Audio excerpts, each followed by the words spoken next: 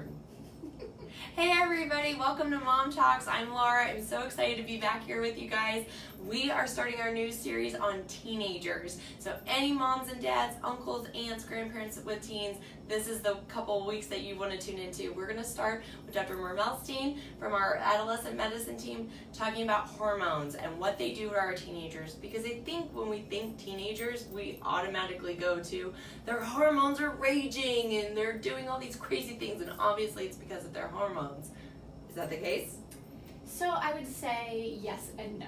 So for sure, we know that the adolescent years are an area or a time in life when hormones play a big role. So we know that throughout the process of puberty, the sort of surges of hormones and the levels of hormones, particularly the sex hormones, things like testosterone and estrogen and progesterone, we start to see that in comparison to younger children, teenagers start to see those in levels that are comparable to adulthood. So they are new levels of... It kind of goes up pretty quick so then, it sounds like. Oftentimes these surges and sort of the way the body is sort of seeing these for the first time in a lot of ways has so many implications.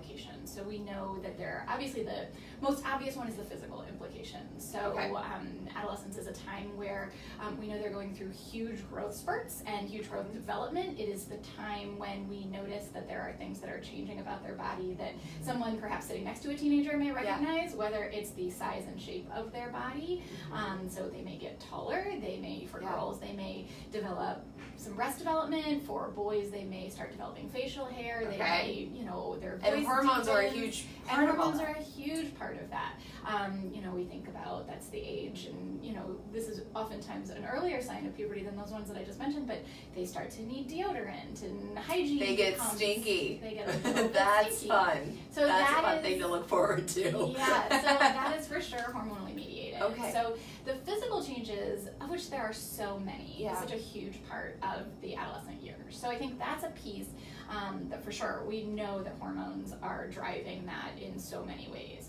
So I think the other things that people oftentimes are trying to kind of maybe attribute to hormones or almost blame hormones for sometimes may not always necessarily have that direct impact that we think. So I think some of the things that oftentimes hormones may kind of get credit for are things like, well, she's just so hormonal and that's why she's moody all the time. Super moody. I don't know why I go, again, I don't have teenagers, but for some reason I go to moodiness automatically. But hormones are not necessarily so they, the culprit. Again, yes and no. So they are sort of involved in some of that, probably in some ways. So I think one of the things that is really interesting kind of in the field of pediatrics and adolescent medicine that is being developed and really is part of the conversation more in the last decade or so than it ever had been before is really understanding brain development in teenagers.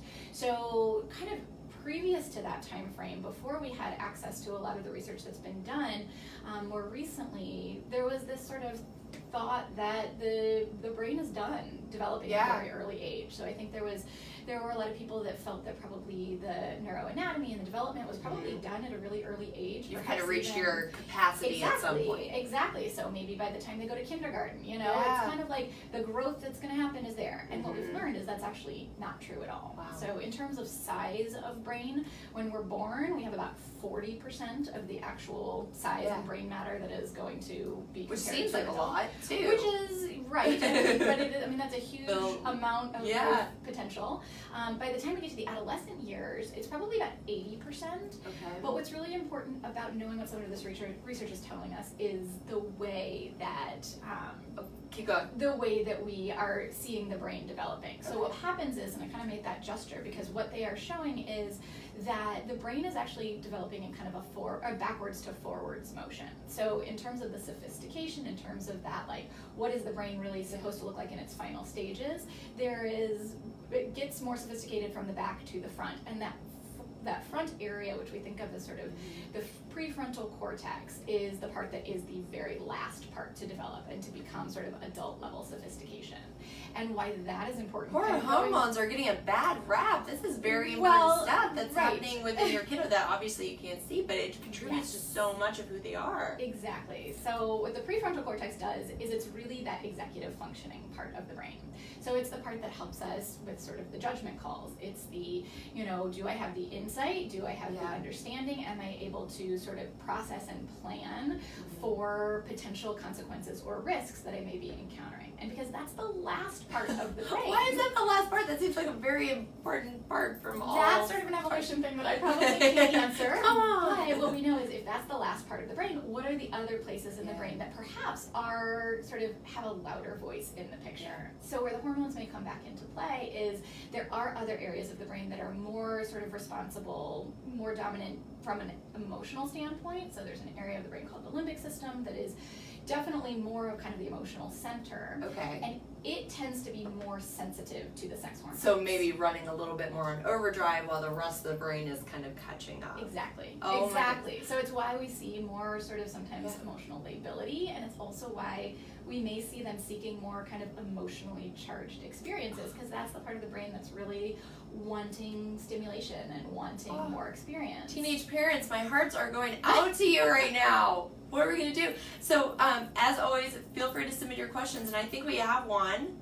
What age should I expect my child to go through puberty changes? Ooh, so yeah, we keep saying teenagers, but is there kind of a range where we might start seeing this in our tweens or even older teens? Yes, so absolutely it is a spectrum. There is no like, get your calendar out and as soon as you see that birthday coming, it's going to happen. It's a shame. Yes, so we have also seen in the last couple of generations that puberty has started to shift a little younger. Okay. So I would say as young as, and boys and girls are a little bit different, but as young as 9 or 10 is when some of the physical and emotional changes may start. Now that doesn't mean that it is an absolute like process. a hard and fast. It happens over the course of several years, and again, we actually will say that teenage development, adolescent development, physical and emotional, really continues into young adulthood. So I think again, sort of we have always thought of there being kind of an absolute finite period. Absolutely. And the reality is a lot of the things that we're watching and aware of that growth potential probably goes far beyond even that 18th birthday that we still see as like that adult cutoff. So there's a spectrum for sure. I think we have another question. Is there an average age when boys are done growing as far as height goes? Yeah, so boys actually, and this is what they shoot up too, and they're do, like and ready. They go. And it tends to be later than their female counterparts. So that is something that parents of probably middle school and even early high school boys are probably very aware of, because their sons may be more aware of that themselves. Because what you see oftentimes is that the girls start to have their growth spurts far earlier than the boys start to have their growth spurts. So boys may actually grow. Many of them do have a growth spurt really in mid to late high school years. Oh, wow. And then some even will go on and still have a growth spurt. And again, it depends on where they start puberty, because there's sort of a window of time once they get to those nearing adult level hormone levels, when they then have another year or so of sort of that linear growth potential. So we see sometimes our patients or our kids will come back from like their first 6 semester months of or college, whatever, and all of a sudden they're like, oh, where did this come from? So I feel like that goes for foot size too. I again don't have teenagers right now, but I'm going to. But I do have teenage nephews, and their feet are ginormous and also becoming slightly smelly. And so now I understand a little bit better on what's contributing to that, and just as they're getting bigger. So yeah, all their parts just seem to be expanding so quick. Everything's changing. Yeah. Another question. Keep them coming. We love them. How long do the mood swings usually last, specifically in boys? Ooh. Yeah. So See, girls aren't nothing but drama. Boys. It's the boys too. That's right. So unfortunately, I don't have a perfect answer for that. So I think, again, kind of recognizing that mood lability is something that we do anticipate is going to be something that teenagers will likely experience. We know that there is ongoing brain development, and so the more that prefrontal cortex develops, the more there's sort of a more proportionate response of ability to sort of respond to stress, respond to things in our environment without necessarily responding first and foremost from that emotional center. I think sometimes we see our kids responding emotionally first before necessarily using that executive functioning capacity. So I think that what we often see is the closer they get to that full development, those mood swings may subside. I think there's lots of other things that contribute to mood swings as well that we need to kind of make sure we're all aware of. So mood is very regulated by the way we are sort of treating and using our bodies. So I think in teenagers, a couple of things that tend to go by the wayside that have huge implications on mood are things like sleep. are things like just fueling our body. So I was just gonna say, nutrition. I also think, you think teens of just eating you out of house and home. Yes. So that's actually a biological piece of this. So it is, because they're growing. Yeah. So they're definitely going to be hungrier, but we also know that teens may not be always making the healthiest choices in terms of what they're eating and when they're eating and how they're eating. Right. So I think that, just the really simple things that we've been doing for our kids since they were born, essentially, making sure they're sleeping enough, making sure they're eating the right things, seeing what they're exposed to in terms of their stimuli. So I think that's another piece. Being on their phones. Yeah, so the technology Which piece. I'm sure there are parents guilty of it too, but I'm just and saying. this is really a thing that I think we could spend a whole other talk talking about, because that is a question that comes up a lot, is sort of, how do I best regulate the exposures that they're getting on their phones and on their computers and on their tablets and that. So I think that those pieces, as well as the fact that sometimes mood swings actually are more than just normal teenage development. Sometimes it actually is depression or anxiety or substance use. So I think there's lots of things that, I try to normalize more mood swings, because, sometimes parents are like, what's wrong with my kid? Yeah, will they ever like me again? Yes, I feel like a lot of people say that too, of my kids don't like me right now. Yes. But so I think there is an importance of normalizing a lot of this, but also recognizing that we are still their parents, and we still need to be checking with them, and we still need to be making sure they're getting those other pieces that are really sound, and really keeping those open communication lines, so that we can say, how are you doing, and what's going on? Yeah. Is there, however, a usual time frame of how long puberty usually lasts, how many years, etc.? Yeah, so again, I think it depends on which part of puberty they're specifically asking about. But I think that generally speaking, the physical pieces can last for a number of years. I think probably 3 to 5 years for the dramatic body shifts, but again, that's for kind of, if you're looking at the bell curve, there are things that happen before and things that happen after, but those whoa, what's happening to my kid? I'm looking at them and they're a different person than they were a month ago. Probably over the span of a couple of years. And then the emotional ones, again, I would say, can continue until that brain is fully developed, which can be mid-20s. Well, and I think this is a great way to also mention, so this is the first episode in our teen series. We're going to have several more episodes focused on teens. We're going to be talking to one of our psychiatrists in a couple weeks, talking about disciplining teens, because maybe their discipline, you evolve in your discipline. Because I said so is not a good teen response for parenting them. So talking through things like that, what's appropriate. We're also going to have a good talk about, with another team member from our adolescent medicine, about what are conversations you should have with your teen as they're getting older. Are they thinking about their future? Are you talking about safe driving? Have you, there's the basics of the birds and the bees and avoid drugs and alcohol, but what are some other conversations we should really be having with our kids to make sure they feel ready for these changes and things that are happening to them? So I think this is a really great place to start. So keep the questions coming, and if we don't answer them today, I think we're going to get to them eventually. So keep them coming. We love them, and it's really helpful. So these hormone changes are happening at different times for different kids in different ways. What is something we can say to our kids to help coach them through this, or support them as they're going through these changes when it comes to their hormones in their development? Yeah, so I think that number one, just validating. Being a teenager is hard. Yeah. Being a teenager, being a kid, being an adult is hard. Yeah, and not dismissive. Yes. From the drama and the emotional part of it, I'm sure. Absolutely. So I think some of it is having the appropriate expectations.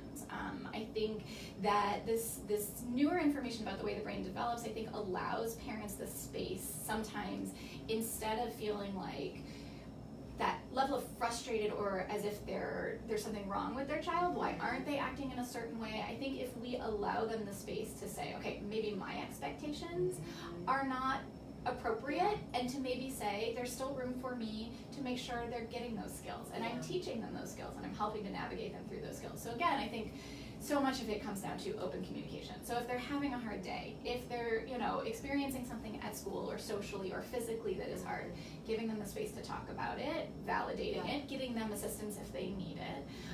I think also just, again, making sure that they've got those really healthy pieces in place. So I think I sort of joke sometimes in my sessions where I have patients that are coming to me for treatment for depression or anxiety. And I spend the bulk of my time talking less about medication, which is oftentimes what they're coming to me for, and more about healthy sleep habits and what does sleep hygiene look like, and what is that phone that's in your hand 24 hours a day, how is it actually impacting you beyond the way that we think it is. So I think for parents, it's important for them to sometimes be involved in that piece too, to help their children, their teens, learn to regulate sort of habits that hopefully they're going to keep with them forever. That's an interesting topic to me. So how do you kind of identify anxiety and depression versus they're just, that's just them right now? Yeah, it's a good question. Going through the thralls of it. Yes, so, and that is a really sort of a reason why people come to me oftentimes, is there is this concern of what's going on. Yes.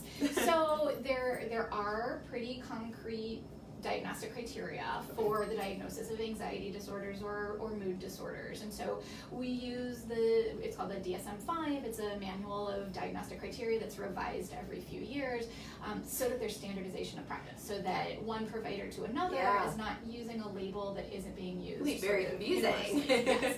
So we in our office use a combination of using standardized screeners where we have patients fill out questionnaires about the symptoms that oftentimes are seen in depression or anxiety that aren't necessarily diagnostic.